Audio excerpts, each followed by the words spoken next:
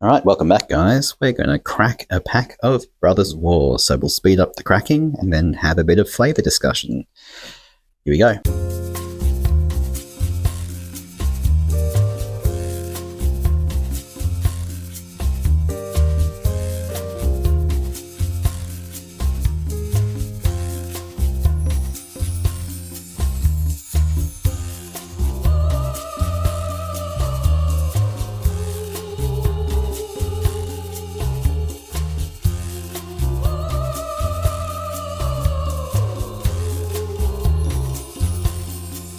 Alright, here's a grab bag of things to talk about from these cards.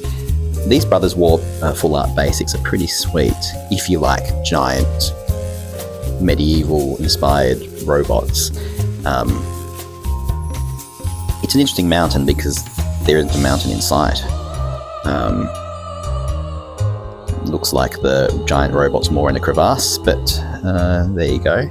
It's somewhat rocky, so I guess mountain. The Fall of Krug. This is an interesting card because it's obviously depicting the fall of a major city. You see one of these giant war engines breathing fire everywhere. What does it do? It destroys a land, so I suppose that's destroying the city. It deals damage to the player, 3 damage, and 1 damage to each creature they control, which is not cataclysmic. It's more of a inconvenience to most board states, rather than the cataclysm of the fall of an entire civilization, or seat of civilization. But, you know, you can understand the flavour, but it's a little bit lacking, really. Gix's Caress.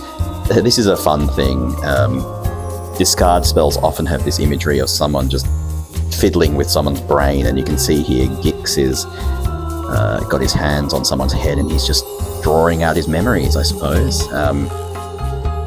See some sparks around the helmet there, and Gix is, you know, fiddling with people's minds, and that means discard from someone's hand, except you get to see the hand and get to take what you like.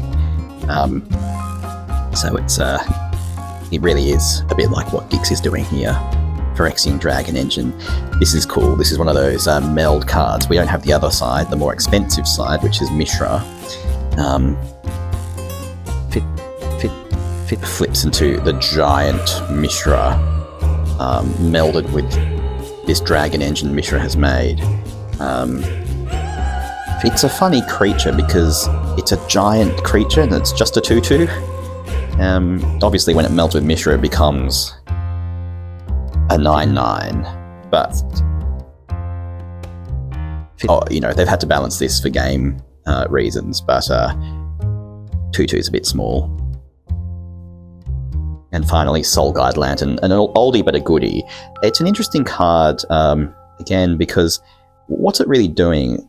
It guides the souls to their final resting place, so they leave the graveyard and get exiled, never to come back.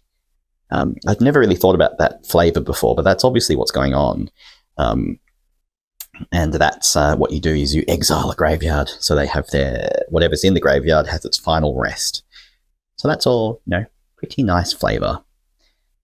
Obviously, it's depicting some lantern across. It's reminiscent of the River Styx, I think, or the River Nyx in magic terms, where people cross and then they go into the underworld forever, never to return. You can see the river behind, and this is the lantern which guides the souls to cross it, I suppose. I mean, it's not literal because it's not really something that would have existed in Urza's world at the time, I don't think. Nonetheless, it's an old card and they've brought it back for this artifact special sheet. So, Soul Guide Lantern. Thanks for joining us on MTG Flavour Source. If you like what you see, please like, share or subscribe. See ya!